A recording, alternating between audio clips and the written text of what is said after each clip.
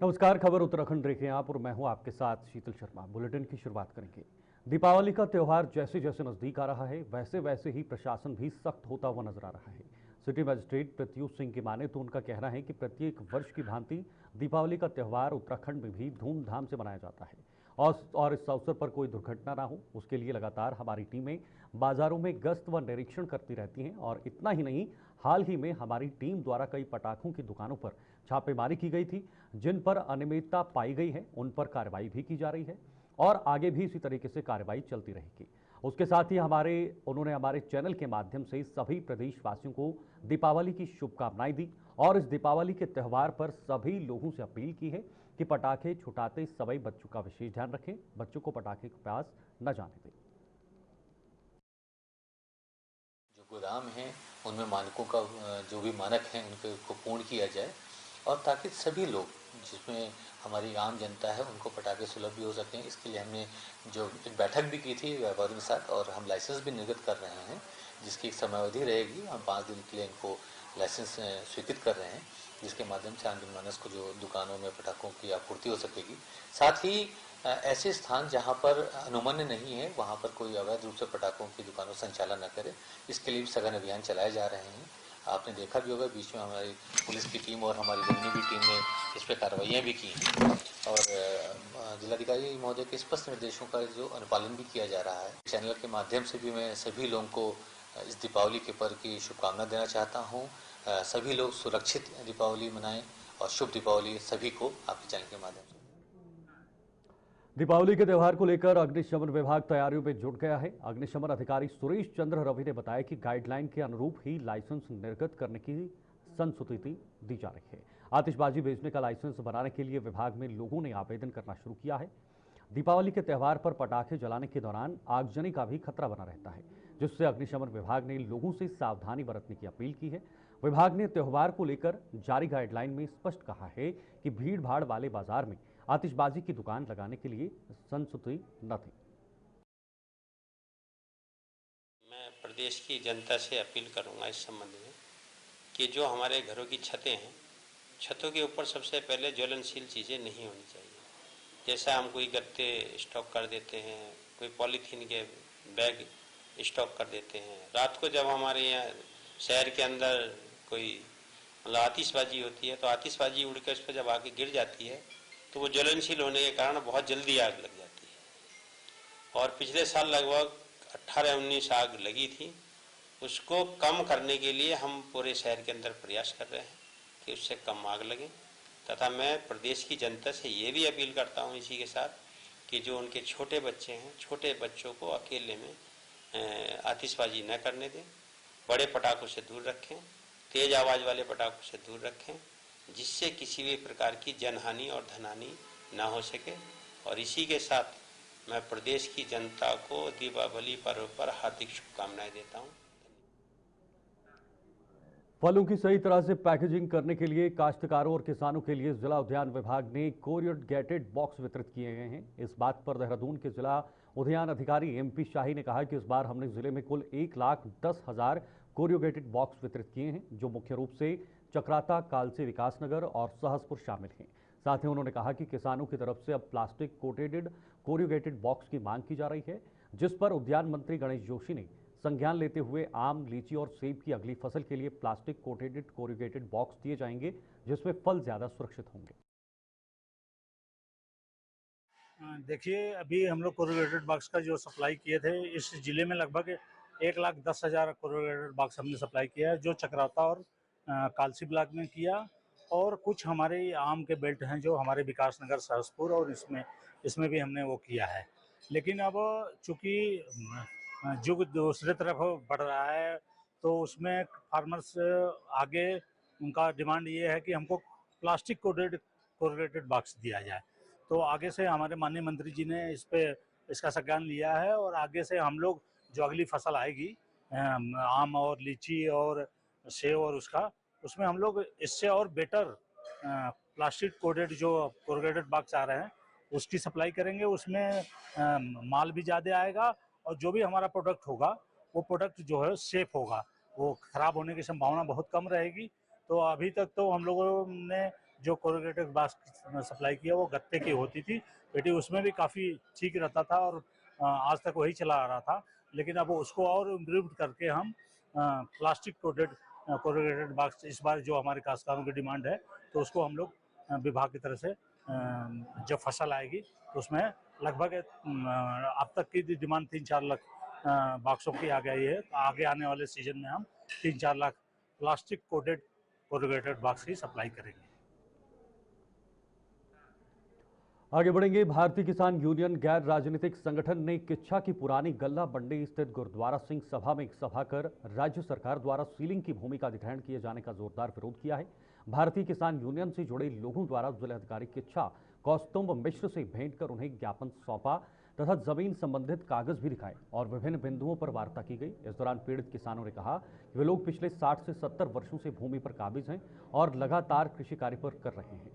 किसानों का कहना था कि वह न्याय पाने के लिए माननीय न्यायालय की शरण में गए, जहां पर माननीय न्यायालय द्वारा अधिग्रहण की भूमि पर किसी भी तीसरे पक्ष का हस्तक्षेप करने पर रोक लगा दी है। उप जिलाधिकारी कौस्तुभ मिश्र ने कहा कि भूमि के मामले को लेकर किसान उनसे मिले थे, इसमें जांच की जाएगी। माननीय न्यायालय के द्वारा अधिग्रहण की गई कुछ भूमि पर तीसरे पक्ष के हस्तक्षेप पर रोक लगाई गई है। अधिग्रहण की गई भूमि पर सरकार का कब्जा है, जिसे बरकरार रखा जाएगा। बखपुरा चाचा में महत्वपूर्ण भूमि थी, कुल 307 एकड़ जमीन थी। उसमें से 207 एकड़ जमीन पे अभी जिलाधिकारी महोदय के निर्देश के क्रम में कब्जा पोजीशन लिया गया। उसमें से कुछ भूमि जो लगभग 40 या 45 एकड़ के आसपास होगी, उसमें कुछ किसानों का कहना है कि शमसुल हसन को उन्होंने बेची थी या शमसुल हसन ने उनको विक्रय की थी। तो शमसुल हसन उस संदर्भ में वो आए थे कि शमसुल हसन के द्वारा उनको ये अपनी भूमि बताकर बेची गई है, तो उसके संदर्भ में जांच की जाएगी। जो भी विषय होगा उसकी रिपोर्ट जिलाधिकारी महोदय को प्रेषित की जाएगी।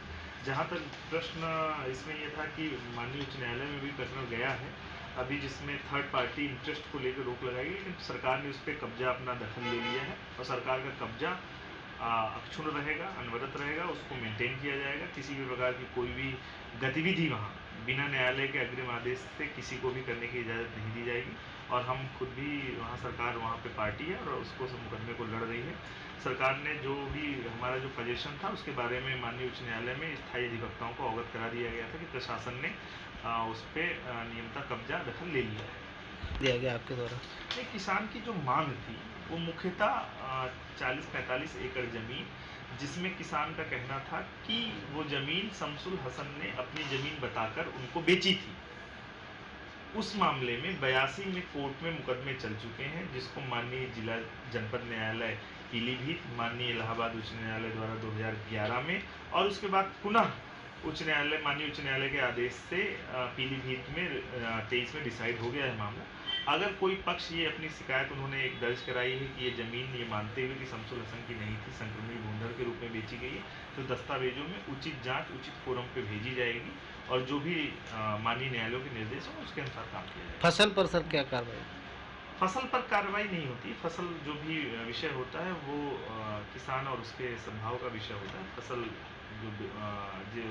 जो बोता है उसके आधार पर निर्णय लिया जाए। जानकारी अपनी ज़मीन के लिए हम लोग आए हैं। जो ज़मीन हमारी 1981 में हमारे नाम से चढ़ी हुई है, उसके मैटर में आए थे हम लोग। इन्होंने टेंडर निकाल दिए थे लीज पे देने के लिए, उसे रोकने के मामले हैं कि हमारी कार्रवाई चल रही है, कार्रवाई शासन दिया, उन्होंने टाइम दे दिया भाई आप कार्रवाई इतनी करो, अगर कोर्ट फैसला देता है जो उसे मान्य। कोर्ट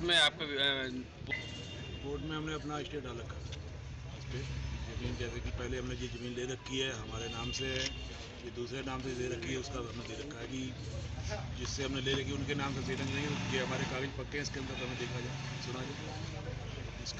मैं सलविंदर सिंह कलसी, प्रदेश अध्यक्ष भारतीय किसान यूनियन आराज रहती।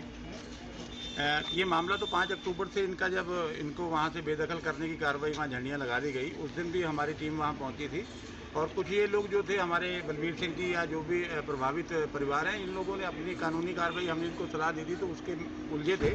लेकिन कल ये हमारे संपर्क में आए, इन्होंने आके गदरपुर हमसे कहा कि हमारी ज़मीन को जो है वो तीसरी किसी पार्टी पर लीज पर दिया जा रहा है, यानी ठेके पे, जैसे पंतनगर में ज़मीन होती है।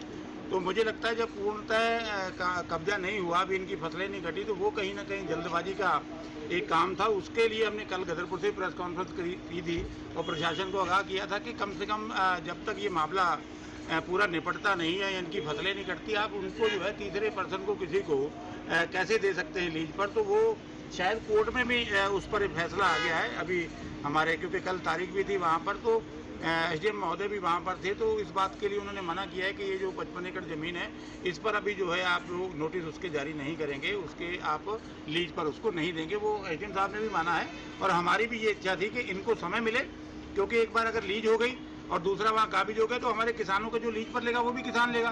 तो हमने किसानों को भी आप लोगों के माध्यम से ये कहा था, निवेदन किया था कि आप किसान की ज़मीन को जो कि पहले से एक उसमें केस में चल रही है, उसमें आप क्यों लीज का पैसा डालकर बर्बाद करते हैं। तो मुझे लगता है प्रशासन ने उसको माना है और अभी फिलहाल इन्होंने लीज उस क्षेत्र की डाली है और बाकी का क्या करते हैं वो जो प्रभावित लोग अगर वहाँ से आके संपर्क करेंगे तो उसके। Divisional railway manager Rajkumar Singh ने रुड़की रेलवे स्टेशन का दौरा किया है। इस दौरान डिविजनल रेलवे मैनेजर ने रेलवे स्टेशन का निरीक्षण किया। इसके साथ ही उन्होंने रुड़की रेलवे स्टेशन में चल रहे सौंदर्यीकरण एवं निर्माण कार्य की जानकारी ली और सभी संबंधित विभागों के अधिकारियों से मिलकर उन्हें आवश्यक दिशा निर्देश दिए। Division railway manager Rajkumar Singh द्वारा रेलवे स्टेशन पर नवनिर्मित कार्यालय का उद्घाटन भी किया गया। इस अवसर पर रेलवे बोर्ड सलाहकार समिति सदस्य पूजा नंदा ने डिविजनल रेलवे मैनेजर के समक्ष अंडरपास में जल भराव की समस्याओं को रखा। उन्होंने कहा कि इस समय वर्षा ऋतु के बाद भी रिसाव के कारण अंडरपास में पानी आ गया है। इसके लिए डीआरएम राजकुमार सिंह ने जल्द ही उचित तकनीकी कदम उठाकर इस समस्या का समाधान करने का आश्वासन दिया है। आज जो है डीआरएम सर आए थे क्योंकि पीडब्ल्यूआई के नवनिर्मित कार्यालय का उद्घाटन करना था और साथ ही में जो निर्माण कार्य चल रहा है उसका निरीक्षण भी करा था। तो उन्होंने देखा कि किस तरीके से काम चल रहा है, क्या उसमें अब तक क्या स्थिति है और जिस तरीके से काम में अगर कोई कमी रह गई है तो उसे किस तरीके से दूर किया जाए। तो उस संदर्भ में यहाँ पर डीआरएम सर आए थे, तो ये सब रहा वहाँ पर। बिल्कुल इस समस्या के बारे में मैंने भी सवाल उनसे पूछा कि किस तरीके से भाई जल भराव हो रहा है और लोगों को बहुत ही समस्या हो रही है जल भराव से। तो कहा, उन्होंने आश्वासन दिया कि देखा है कि जल भराव जो है इस समय बरसात का सीजन नहीं है जैसे, फिर भी जल भराव है, तो उस स्थिति का किस तरीके से निवारण किया जाए यहाँ पे और जो है जल्दी से जल्दी समस्या का निवारण हो। उन्होंने पूरा आश्वासन दिया है कि इसका जल्दी ही निदान किया जाएगा। ये जल भराव पहले तो ये सोचा जा रहा था कि पानी जो है बरसात का है, लेकिन बरसात का पानी नहीं है, वो तो अंडर ग्राउंड जो लेवल है पानी का वो बढ़ गया है, जिसकी वजह से पानी जो है आ रहा है रेसिडेंस के ऊपर। तो इस तरीके से पहले वहाँ पर बहुत ज़्यादा जल भराव था, लेकिन अब 1-1 फीट तक अभी भी है पानी का और लोगों को बहुत ही इसमें तकलीफ हो रही है। और बिल्कुल समझते हैं, इस तरीके से पहले भी टेक्नीशियन बुलाए थे, लेकिन इस तरह की समस्या को जल्दी ही इसका निदान किया जाएगा और देखा जाएगा कि इसका क्या जो है जल्दी से जल्दी हल हो सकता है।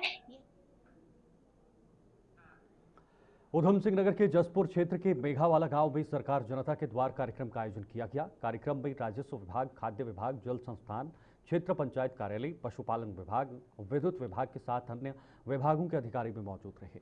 कार्यक्रम के दौरान उप जिलाधिकारी जसपुर गौरव चटवाल ने क्षेत्र के लोगों की समस्याओं को सुना, जिनमें कुछ समस्याओं का उन्होंने मौके पर ही समाधान किया, जबकि अन्य समस्याओं के निस्तारण के लिए संबंधित विभाग के अधिकारी को निर्देश दिए गए हैं। आज हमने जो हमारा शासन का कार्यक्रम है उसके अंतर्गत कार्यक्रम किया और यहाँ पे 1-2 समस्याएं आई, बिजली की, पोल्स की और इसके अलावा सड़क की, उसके बारे में संबंधित डिपार्टमेंट्स को बताया गया। और यहाँ पे खतौनी भी पड़ी गई, जो लोग जिनकी मृत्यु हो जाती है तो उसके लिए भी शासन द्वारा कैंप लगा के और हम लोग जहाँ भी जा रहे हैं वहाँ पे खतौनी पड़ी जा रही है, ताकि ऐसे लोग जिनकी मृत्यु हो गई है उनके जो वारिस हैं उनके नाम पे खतौनी में ज़मीन में उनका नाम आ जाए, तो वो भी यहाँ पे किया गया। और इसके अलावा जानकारी भी दी गई कि इस समय पंचायत निर्वाचक नामावली का कार्य चल रहा है, तो उसके लिए भी इनको कहा गया कि उसमें अपना नाम दर्ज करवाएं और जो रेगुलर जो विधानसभा की और लोकसभा की सूची बनती है उसके लिए भी इनको बोला गया कि उसमें अपना नाम दर्ज करवाएं। और इस तरह से ये कार्य कि वो बीएलओज़ का मानदेय आया है, तो ये निर्देश हुए थे दिवाली से पूर्व पहले सभी बीएलओज़ को जो उन्होंने कार्य किया, पीछे लगातार कार्य करते रहते हैं, तो उसके उनका मानदेय आया, तो वो उनका मानदेय उनको यहाँ पे जो 2 यहाँ की बीएलओज़ हैं उनको वितरित किया गया।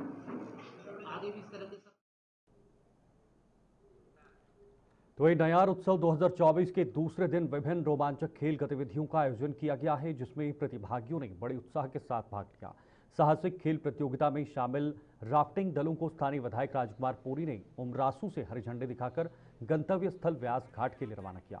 इस दौरान उन्होंने कहा कि इस तरह के आयोजनों से जनपद पौड़ी को देश प्रदेश के अलावा विदेशों में भी अलग पहचान मिलेगी। इसके साथ ही नयार नदी में कयाकिंग और वाटर स्पोर्ट्स की रोमांचक प्रतियोगिताएं भी आयोजित की गई हैं, जहां प्रतिभागियों ने अपनी साहसिक क्षमताओं का परिचय दिया है। गंगा नदी में राफ्टिंग के आयोजन ने भी दर्शकों का ध्यान आकर्षित किया। 3 दिवसीय नयार उत्सव को रोमांचक गतिविधियों और खेल प्रतियोगिताओं के साथ भव्य रूप में मनाया जा रहा है, जो क्षेत्रीय और राष्ट्रीय स्तर के खेल प्रेमियों के लिए आकर्षण का केंद्र बन गया है। अच्छी बात है, सब जब यहाँ एंगलिंग का प्रोग्राम स्टार्ट होता है, देश विदेश से लोग आते हैं यहाँ। ये जो पर मेन नयार घाटी है, इसमें मानसून टाइम पर जो मछली अपनी ब्रीडिंग करने के लिए नयार पे जाती हैं ऊपर, और 2-3 मानसून टाइम जुलाई अगस्त में यहाँ जाके बच्चे अंडे दे के डाल के वापस आते हैं। तो सितंबर में हमारा जो फिशिंग का वो होता है, एंगलिंग का सबसे बेहतर टाइम होता है फिशिंग का। तो सितंबर में जो देश विदेश से लोग आते हैं और सब 5-7 भाइयों का रोजगार लग जाता है। उसमें हमारे मासियर जाति सबसे सीनियर जाति मासियर है। तो ये गंगा में से नयार घाटी के ऊपर जाती हैं, वहाँ बच्चे अंडे देने के बाद रिलीज करते हैं। तो जो यहाँ की जो सन 2088 में मूवी बनी थी कास्टिंग इस फोर गो, उसमें सुपर 2 मेरे हीरो थे, ब्रिटिश गोरे थे, उनके साथ मेरी मूवी बनी थी। मैं सुरेंद्र कुमार विलेज बाईजी का फिशिंग गाइड हूँ। मेरे को 35 साल हो गए सर इस गाइड को काम करते करते। तो जब ये एंगलिंग का काम होता है, पोल्यूशन काम हो, तो हर 5-7 भाई गरीब आदमियों का सारा रोजगार लग जाता है। तो इसमें हमारा सबसे अच्छा है कि मासियर बचा के रखे, सब भाइयों का रोजगार लग जाता है। जैसे कि आपको पता है कि कल माननीय मुख्यमंत्री जी के द्वारा इस नयार घाटी महोत्सव का शुभारंभ किया गया था, और कल तो हमारे शाम को सांस्कृतिक प्रोग्राम्स उसमें हुए थे। आज उसमें मेन है कि जो एंगलर्स हैं वो अपने डेस्टिनेशंस पे चले गए हैं, जो भी रिवर्स पे एंगलिंग करने के लिए। और इसके अलावा हमारा आज राफ्टिंग का प्रोग्राम है, जो कि अभी 11 बजे उतरासू से उसको हरी झंडी दिखाई जाएगी और यहाँ ये व्यास घाट पे उसका समापन होगा। इसके बाद हम जो हमारा जो कार्यक्रम स्थल है, वहाँ पे जो भी गांव के ग्रामीण लोग हैं या अन्य टूरिस्ट आते हैं, उनके अट्रैक्शन के लिए हमारे पास में हॉट एयर बैलून है। जो भी उसमें हॉट एयर बैलून का उपयोग करना चाहता है, उससे इस प्राकृतिक नज़ारों का आनंद लेना चाहता है, वो आराम से उसमें ले सकते हैं। और फिर शाम को सांस्कृतिक प्रोग्राम किए जाएंगे। और कल हमारा साइकिलिंग का प्रोग्राम है, जो कि बिलखेत से व्यास घाट तक रहेगा। और उससे पहले हम लोग 6:30 बजे ट्रैकिंग पे जाएंगे, डाडा नागराज से लेके और वापस हम व्यास घाट आएंगे। तो ये हमारा ट्रैकिंग का कल का प्रोग्राम है। और उसके बाद जो दिन में समापन समारोह होगा, जिसमें कि विभिन्न जो प्रतिभागियों ने इसमें प्रतिभाग किया उनको moment chain of supply assure हो चुकी है कि अब आईटीबीपी आपसे अगले 5 साल के लिए लगातार मीट भी खरीदेगा, आपसे मछली भी लेगा और आपसे चिकन भी लेगा। और हमारे पशुपालकों के लिए जो अपने लिए मार्केट ढूंढते थे, उत्तरकाशी के बहुत सारे ऐसे लोग हैं जो हिमाचल तक में अपना मीट बेचने जाते थे और उनकी पेमेंट 8-9 महीने तक नहीं मिलती थी। आज वो सीधा सरकार से डील करेंगे, आईटीबीपी से डील करेंगे और उसके साथ साथ पेमेंट अश्योरिटी होगी, क्योंकि सरकार के बीच में आईटीबीपी एक सरकारी ऑर्गेनाइजेशन है, तो पेमेंट की अश्योरेंस भी है और टाइमली पेमेंट भी मिलेगा। तो इसके लिए समस्त पशुपालकों को बहुत बहुत बधाई देता हूँ। लगभग 10,000 पशुपालक ऐसे होंगे उत्तराखंड में जो इससे लाभान्वित होंगे। और उसमें लगभग जो हमारा एस्टिमेट है कि 7,000 हमारी मातृशक्ति हैं जो बकरी पालन और पशुपालन और मत्स्य पालन से जुड़ी हुई हैं। 750 हमारे चिकन व्यवसाय से जो जुड़े हुए लोग हैं, कुक्कुट से, उनको फ़ायदा होगा। और उसके साथ साथ लगभग 40 समितियां हमारी मत्स्य की ऐसी हैं जिनके माध्यम से हम मछली प्रोवाइड कराएंगे आईटीबीपी को। तो एक ओवरऑल पर्वतीय क्षेत्रों में जो हमारा टारगेट था सरकार का कि रोजगार उत्पन्न हो। दिल्ली में उत्तराखंड कांग्रेस की महत्वपूर्ण बैठक आयोजित की गई है। बैठक में प्रदेश प्रभारी कुमारी शैलजा, प्रदेश अध्यक्ष करण माहरा, केदारनाथ उपचुनाव के लिए नियुक्त पर्यवेक्षकों, नेता प्रतिपक्ष यशपाल आर्य, गणेश गोदियाल, लखपत बुटोला समेत केंद्र व प्रदेश के दिग्गज नेता मौजूद रहे। बैठक में कांग्रेस की रणनीति समेत संगठन से जुड़े विषयों पर चर्चा हुई और बैठक का मुख्य उद्देश्य केदारनाथ उपचुनाव में कांग्रेस के प्रत्याशी के नाम का चयन करना था। केदारनाथ उपचुनाव में नियुक्त पर्यवेक्षकों ने अपनी रिपोर्ट सौंप दी, जिसके बाद देहरादून में प्रदेश अध्यक्ष करण माहरा ने वर्चुअल बैठक कराए हुए 13 उम्मीदवारों के नाम में से अंतिम 3 नाम का एक पैनल बनाया था। आज इस बैठक में 3 नाम वाले इस पैनल में से एक नाम पर सर्वसम्मति से मोहर लगा सकती है। देखिए, केदारनाथ उपचुनाव जो है वो सामने है और हमारे पर्यवेक्षक वहाँ गए थे। उन्होंने वहाँ पर आम जनता से भी बात करी, पार्टी के कैडर से भी बात करी, पार्टी के पदाधिकारियों से भी बात करी, जो टिकटार्थी हैं, टिकट मांग रहे हैं उपचुनाव के लिए, उनसे भी बातचीत करी। अब पर्यवेक्षकों ने अपनी रिपोर्ट दिल्ली दी है, सारे सीनियर लीडर्स को दिल्ली तलब किया गया है।